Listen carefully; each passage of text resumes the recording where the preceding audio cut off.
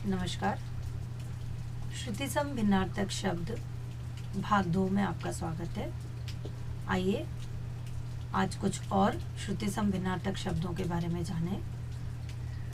फिर से मैं आपके सामने इसकी परिभाषा को दोहराना चाहूँगी कि श्रुतिसम भिन्नार्थक शब्द कौन से शब्द होते हैं। ऐसे शब्द जो सुनने में समान प्रतीत होते हैं, सुनने में लगभग एक से लगते हैं, इसलिए श्रुति माने सुनना होता है, मैंने आपको पहले भी बताया था, और सम माने एक से। तो सुनने में एक से लगने वाले शब्द परंतु जिनका अर्थ कैसा होता है, अलग अलग होता है, उन्हें हम श्रुतिसम भिन्नार्थक शब्द कहते हैं। चलिए आगे शब्दों पे बढ़ते हैं। तो हमारा अगला शब्द है गिर। यहाँ गिर के दो अर्थ हैं। एक गिर का अर्थ होता है पहाड़, पर्वत, और दूसरा गिर जो एक क्रिया है जिसका अर्थ होता है गिरना। देखिए वाक्य में समझते हैं। भारत देश सुंदर वनों, ऊंचे गिर, गिर यानी यहाँ पर पर्वत है, और सदावाहिनी, सदावाहिनी माने हमेशा जिनमें पानी रहता है, ऐसी सदा बहने वाली नदियों का देश है। ठीक है बेटा, तो यहाँ पर गिर का अर्थ क्या है? पर्वत, पहाड़। अब दूसरे वाक्य में देखिए, मैं पेड़ पर चढ़ते, ठीक है, मैं पेड़ पर चढ़ रही थी, अचानक से गिर पड़ी। यहाँ गिरने का अर्थ क्या है? To fall. ठीक है बेटा, तो एक गिर का अर्थ क्या है? पर्वत, और दूसरे गिर का अर्थ है गिर जाना, गिरना। अगले शब्द पर पढ़ते हैं जो है बैर। पहला शब्द क्या है बेटा? देखो बैर, ए की मात्रा है, और दूसरा है बेर। ठीक है, तो इसलिए लिखते वक्त हमें मात्राओं का हिंदी में ध्यान देना बहुत जरूरी है। कहीं आपने मात्रा में थोड़ा सा भी अंतर किया तो आप देखो बेटा शब्द के अर्थ में पूरा परिवर्तन हो जाता है। पहले शब्द का अर्थ क्या है? बैर। बैर का अर्थ होता है दुश्मनी। ठीक है, हमें किसी से भी बैर नहीं रखना चाहिए, मतलब हमें किसी से भी दुश्मनी नहीं रखनी चाहिए, हमें सबको अपना दोस्त बना के रखना चाहिए, किसी से भी दुश्मनी होना अच्छी बात नहीं है। फिर दूसरा शब्द क्या है बेटा? बेर, जिसमें क्या है? छोटी ए की मात्रा है, ए की मात्रा है, ना कि ए की मात्रा है। ठीक है, जंगली फल। ठीक है, बेर क्या है बेटा? जंगली फल होता है। और इस कहाँ पर है? देखो यहाँ पर इसका मैंने पिक्चर भी बना रखा है। जंगली फल जो है बेर, उसका यहाँ आपके लिए पिक्चर भी दिखा रखा है। और वाक्य कैसे बनाया है मैम ने आपके लिए? मुझे खट्टे मीठे बेर बहुत पसंद हैं। ठीक है, मुझे खट्टे मीठे बेर बहुत पसंद हैं। अब हम बढ़ते हैं तीसरे शब्द पर जो है जूठा। ध्यान से देखो, जूठा और झूठा, जूठा और झूठा। आप देख सकते हो बेटा, एक में ज है और एक में झ है। सुनने में अक्सर ये शब्द भी एक से लगते हैं, परंतु इनमें भी बहुत अंतर है। झूठा क्या होता है? किसी का खाया। श्री राम ने शबरी के झूठे फल खाए, झूठे नहीं, झूठे। ठीक है, झूठे क्यों? क्योंकि शबरी ने जब श्री राम को फल खिलाए थे तो उन्होंने प्रेमवश, ठीक है, राम का वह बहुत आदर करती थी, तो इसलिए उन्होंने क्या किया? हर बेर को पहले चखा कि वह बेर मीठा है या नहीं। मैं कहीं श्री राम को खट्टे बेर तो नहीं खिला रही, तो हर बेर क्या करती थी? चखती थी। तो चखने से क्या होता है बेटा? वो बेर झूठा हो जाता था, और फिर उसी झूठे बेर को क्या करती थी? श्री राम भगवान को खिलाया करती थी। परंतु राम जी शबरी की इस आकांक्षा को, इसकी अभिलाषा को समझते थे कि वह ऐसा क्यों कर रही है, इसलिए उन्होंने क्या किए थे? शबरी के झूठे बेर भी खा लिए थे। ठीक है, झूठा, यहाँ झूठा का मतलब होता है कि बेटा किसी बात को जो सच ना बोलता, वो कौन है? झूठा। सोहन बहुत झूठ बोलता है, हमें झूठ नहीं बोलना चाहिए। ठीक है, तो यहाँ झूठ का अर्थ क्या है? असत्य, सच ना बोलना। हमारा चौथा शब्द बेटा तीर। ये देखो दोनों ही जगह एक सा लिखा हुआ है, लिखा एक सा ही जाता है, परंतु जब वाक्य में हम उसका प्रयोग करते हैं तब हमें इसका अर्थ समझ आ जाता है। पहला वाक्य देखो, अर्जुन ने तीर से निशाना साधा। ठीक है, अर्जुन ने क्या किया? तीर से निशाना साधा। ठीक है, धनुष में जो होता है ना बेटा आपका, धनुष जो होता है आपका, वो जो होता है आपका, उसके साथ जो आपका एरो रहता है, वो जो एरो होता है उसे हम क्या कहते हैं? तीर कहते हैं। अर्जुन ने तीर से निशाना साधा। और देखो मैंने आपको और समझाने के लिए उसका एक चित्र भी दिया हुआ है जिससे आप समझ सकते हो कि तीर का अर्थ क्या होता है। अब नीचे देखते हैं तीर। नीचे जो तीर है वह क्या है? नदी का किनारा। और देखिए चित्र में एक छोटा सा बच्चा नदी के किनारे बैठा हुआ है, तो हमने क्या लिखा? बालक नदी किनारे बैठा है। हम यहाँ क्या लिख सकते थे? बालक नदी के तीर बैठा है। ठीक है, बालक नदी के तीरे या बालक नदी के तीर पर बैठा है, हम ऐसा भी यहाँ पर लिख सकते थे। ठीक है बेटा।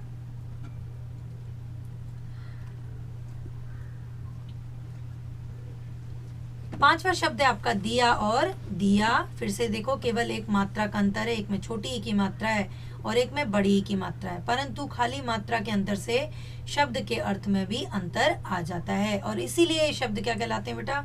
श्रुति सम भिन्नार्थक शब्द। क्योंकि बोलते समय कभी कभी हम छोटी बड़ी मात्राओं का शायद इतना ध्यान नहीं भी रखते और सुनते समय भी शायद हमें वो उतना नहीं आभास होता, परंतु लिखते वक्त हमें इन मात्राओं का ज्ञान होना बहुत ही आवश्यक है। तो देखते हैं दिया। दिया का अर्थ माने क्या होता है? देना, किसी को कुछ देना। माँ ने मुझे सुंदर रुमाल दिया। ठीक है, यहाँ पर हम दिया नहीं लिख सकते। नीचे दिया है दिया। दिया माने क्या होता है बेटा? दीपक, लैंप। मंदिर में दिया जला हुआ है, तो ये जो दिया है ये आप यहाँ नहीं लिख सकते और ये वाला जो दिया है वो आप ऊपर नहीं लिख सकते। अगर आपने ये दोनों शब्द ऊपर नीचे लिख दिए तो आपको तो लगेगा हमने सही लिखा है, परंतु यहाँ पर ये दोनों ही शब्द गलत हो जाएंगे। इसलिए मैं आपसे बार बार एक ही प्रार्थना करती हूँ, एक ही रिक्वेस्ट करती हूँ कि हिंदी में लिखते समय मात्राओं की अशुद्धियाँ ना करें, क्योंकि मात्रा की गलती होने से शब्द का अर्थ भी बदल जाता है। और यहाँ आप देख रहे हो बेटा केवल एक मात्रा का ही अंतर है और शब्द के अर्थ में अंतर है। ठीक है, नेक्स्ट वर्ड है हमारा जंग। ठीक है, अब यहाँ देखो यहाँ भी जंग लिखा है और यहाँ पर भी जंग लिखा है, पर एक ही जंग के यहाँ पर क्या है बेटा? दो दो अर्थ हैं। अब ये भी कैसे पता लगते हैं? जब हमको वाक्य बनाना होता है तब ही हम बता पाते हैं कि इसका अर्थ क्या है। तो पहला देखो वाक्य क्या है? जंग, लड़ाई या युद्ध। भारत ने पाकिस्तान को जंग में मात दी। ठीक है, अब यहाँ जंग का अर्थ क्या है बेटा? युद्ध, लड़ाई। ठीक है, भारत और पाकिस्तान की जब लड़ाई हुई, युद्ध हुआ, तो उन्होंने क्या किया? भारत ने पाकिस्तान को हरा दिया। मात देना माने हरा देना। नीचे देखते हैं जंग। ये जंग क्या है बेटा? आप यहाँ देख सकते हो, यहाँ लोहे का वस्तु है और आप देख तो सकते हो यहाँ पर लाल लाल रंग का ये जो लगा हुआ है इसको जंग कहते हैं। ठीक है, आपको अंग्रेजी शब्द जरूर पता होगा, मुझे भी पता है, पर मैं नहीं चाहती आप अपने दिमाग में ही सोचो और अभी यहाँ केवल हिंदी से और इस चित्र की सहायता से ही समझो कि जंग किसे कहते हैं। और यहाँ देखो मैंने शब्द बनाया है, लोहे की वस्तु में जंग लग जाती है। और कब लग जाती है बेटा जंग? जब आप लोहे की वस्तु को खुले में छोड़ दो, उस पर पानी पड़ जाए, सबसे ज्यादा पानी पड़ जाने की अवस्था में, ठीक है, या वो ज्यादा देर तक जब क्या रहता है? खुली अवस्था में रहता है, तो उसमें लोहे में जंग लग जाती है। और लोहे को जंग से बचाने के लिए हम क्या करते हैं बेटा? लोहे के ऊपर पॉलिश करते हैं। ठीक है, पॉलिश करते हैं या उसके ऊपर तेल लगा देते हैं। ऐसा करने से क्या होता है? लोहे में जंग देर से लगती है। ठीक है, लोहे को किससे बचा के रखना चाहिए? पानी से बचा के रखना चाहिए। अगर हम चाहते हैं कि हमारी लोहे की वस्तुएं सही सलामत रहें, लंबे समय तक टिकी रहें, तो हमें उन्हें पानी से बचा के रखना होता है। अगर लोहा पानी के संपर्क में आता है तो उसमें जंग लगने के क्या होते हैं? सबसे ज्यादा चांसेस होते हैं। फिर हमारा नेक्स्ट शब्द आता है बेटा मिल। देखो अब ये भी कैसा है? दोनों ही एक सा है, मिल मिल। और फिर एक और शब्द बिल्कुल उसके जैसा है, वो है मील। ठीक है, अब देखते हैं अर्थ क्या है। पहला मिल है कारखाना, मजदूर मिल में काम कर रहे हैं। ठीक है, मिल क्या? कारखाना। जैसे कपड़े का कारखाना हो सकता है, शुगर का कारखाना हो सकता है, तो उसे हम क्या कहते हैं? मिल भी कहते हैं। ठीक है, कपड़ा मिल, शुगर मिल, तो वो क्या होता है? आपका मिल होता है। दूसरा मिल का अर्थ क्या होता है बेटा? एक क्रिया होती है। मिल माने मिलना। ठीक है, मुझे घड़ी मिल गई। ठीक है, किसी चीज का प्राप्त हो जाना, वो क्या होता है? मिलना। आओ कभी तो मिल। ठीक है, अपने दोस्त से कभी कोई कहता है अरे आना यार कभी तो मिल, तो यहाँ भी मिल का अर्थ क्या है? मिलना। तो मिलने के दो अर्थ हैं, किसी से मिलना, किसी व्यक्ति से मिलना, और मिलना का अर्थ क्या है? किसी चीज का मिलना, किसी चीज का प्राप्त हो जाना। ठीक है, पाना, उस चीज को हमने पा लिया है। ठीक है, फिर है मील। इस मील क्या है बेटा? ये जो मील है ये आपकी क्या है? मेजरमेंट की एक यूनिट है। इंग्लिश में आप इसको माइल कहते हो और हिंदी में इसको मील कहा जाता है। ठीक है, यहाँ देखिए मैंने आपको अर्थ भी बता रखा है, दूरी मापक इकाई। गांव में औरतें कई मील चल के पानी लाती हैं, ये बात सही है बेटा। गांव में आज भी क्या है, पानी की सुविधाओं का अभाव है, इसलिए औरतों को पानी भरने आज भी कई मील यात्रा करके पानी भरने जाना पड़ता है। आपको लग रहा होगा ये अतिशयोक्ति है, एग्जैजरेट कर रही हूँ, बट नहीं, यह बात सच है। आज भी भारत के कई गांवों में स्थिति है कि औरतों को पानी भरने दूर दूर तक जाना पड़ता है। हमारा अगला शब्द है बेटा राज। राज के यहाँ पर दो अर्थ हैं। एक राज का अर्थ होता है शासन करना, किसी के ऊपर शासन करना। ठीक है, किसी और का हमारे ऊपर स्वामी होना, किसी और का हमारे देश पर स्वामी होना, या किसी व्यक्ति का हमारे ऊपर स्वामित्व होना। ठीक है, जैसे नौकर है, ठीक है, तो नौकर जो है उस पर कौन राज करते हैं, उसके मालिक। तो हम ये भी कह सकते हैं कि मालिक जो है वो नौकरों पे राज करते हैं। ठीक है, पर यहाँ मैंने आपके लिए क्या वाक्य बनाया है, भारत पर अंग्रेजों का राज था। आपको पता ना बेटा, आज से 72 साल पहले ही हमको आजादी प्राप्त हुई है। उससे पहले क्या था, अंग्रेज हमारे देश पर राज किया करते थे। तो इसलिए मैंने क्या कहा आपको कि भारत पर किसका राज्य था, अंग्रेजों का राज था। ठीक है, अंग्रेज इस पर शासन किया करते थे, हम किसके अधीन थे, अंग्रेजों के अधीन थे। दूसरा राज है रहस्य, सीक्रेट। ठीक है, खजाने के राज का पता लग गया।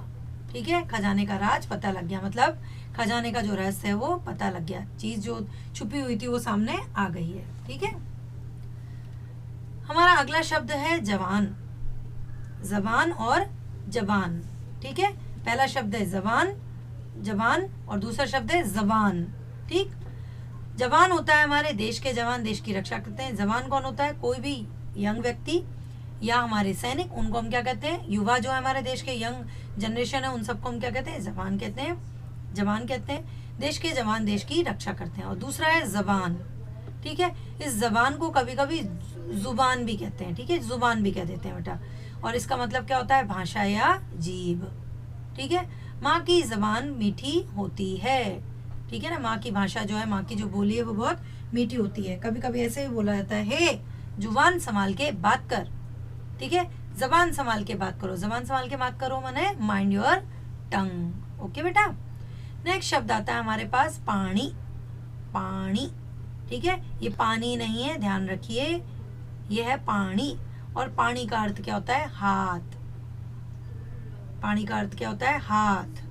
पानी चक्र लिए माने हाथ में चक्र लिए। भगवान विष्णु की प्रतिमा बहुत सुंदर है। ठीक है, और दूसरा शब्द कैसा है, पानी, ये आपको पता ही है, वाटर, जल।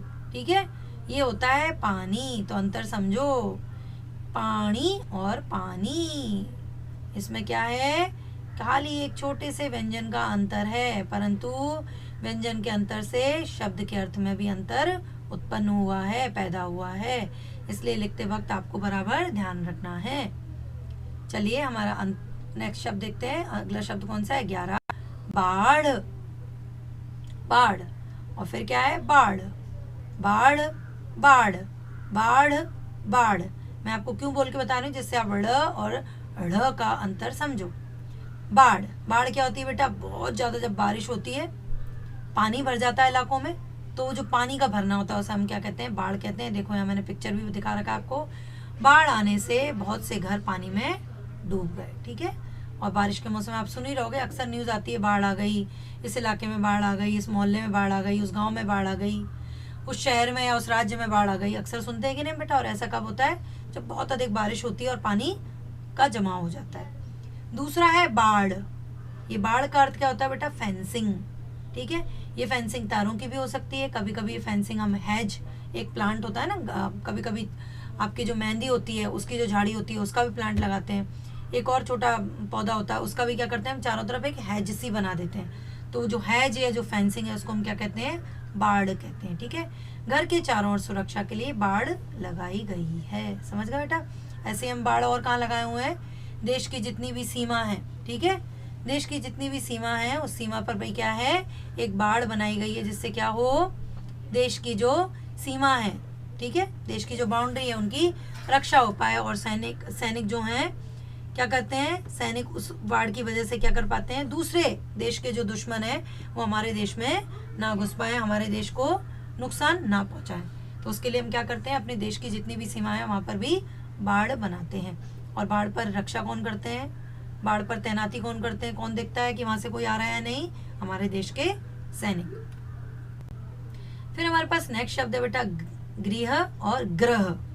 गृह ग्रह, ठीक है। अब गृह का अर्थ क्या होता है, देखो सुंदर सा चित्र बना हुआ है घर का। माँ गृह स्वामिनी होती है, ठीक है ना, चूंकि माँ घर को संभालती है इसलिए उसको हम क्या कहते हैं, गृह स्वामिनी भी कहते हैं। और दूसरे ग्रह, दूसरे क्या है बेटा आपके ग्रह। सब ग्रह सूर्य के चारों ओर परिक्रमा लगाते हैं, चाहे वो आपका पृथ्वी हो, चाहे आपका बृहस्पति हो, चाहे आपका प्लूटो हो, ठीक है, चाहे आपका शनि हो, ये सभी क्या है, ग्रहों के नाम है। इंग्लिश में आपको पता है पर हिंदी में नहीं पता होंगे, कोशिश कीजिए हिंदी में उन नामों को याद करने की। तो हम क्या कहते हैं, ग्रह कहते हैं। ये है गृह और ये है ग्रह, ठीक है। अगला शब्द है हमारा आसन। अब आसन भी क्या है बेटा, आसन एक तो होता है आपका, ये देखो छोटा सा मैट का चित्र, ठीक है, जिसे हम बिछाते हैं, गलीचा भी कहते हैं इसको। राधा आसन पर ध्यान मुद्रा में बैठ गई, ठीक है। और दूसरा आसन क्या होता है, योग के आसन, ठीक है, योग की मुद्रा है, उसको भी हम आसन कहते हैं। योगासन हमारे स्वास्थ्य के लिए लाभप्रद है, ठीक है बेटा। अब इसी आसन से मिलता जुलता एक और शब्द होता है, वो होता है आसान। क्या होता है बेटा, आसान। आप देखो अगर आपने कहीं भी जरा सी वो आ की मात्रा अगर आपने ऊपर लिख दी तो आप सोचो पूरा ही मतलब बदल जाएगा। आसान, आसान माने क्या होता है, सरल, वेरी इजी, ठीक है। यह सवाल तो बहुत आसान है, मतलब this some is very easy, ठीक है। तो एक केवल मात्रा के अंतर से आप देख सकते हो शब्द के अर्थ में भी अंतर है, ठीक है। अब हमारा अगला शब्द क्या है बेटा, आयत। आयत, और उसी से मिलता जुलता शब्द है आयात। और यहाँ पर भी क्या है, केवल एक मात्रा का अंतर। एक जगह आपको अ की मात्रा नहीं है और एक जगह आपको आ की मात्रा है। अब आयत का अर्थ आप देख सकते हो, चित्र से ही आपको पता लग रहा है कि आयत क्या होता है, ठीक है बेटा।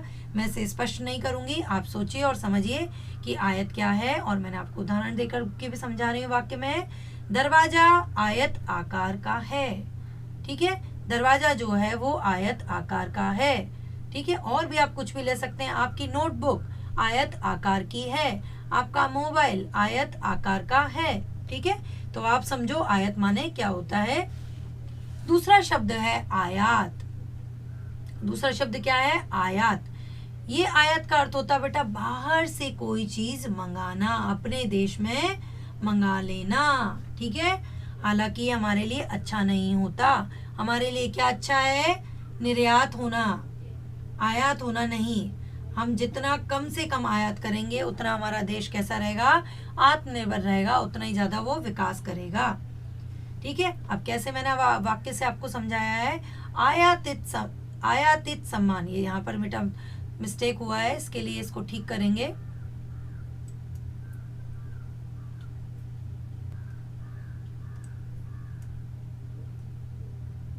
ये सम्मान शब्द गलत है, यहाँ गलत लिखा हुआ है, इसको ठीक करते हैं।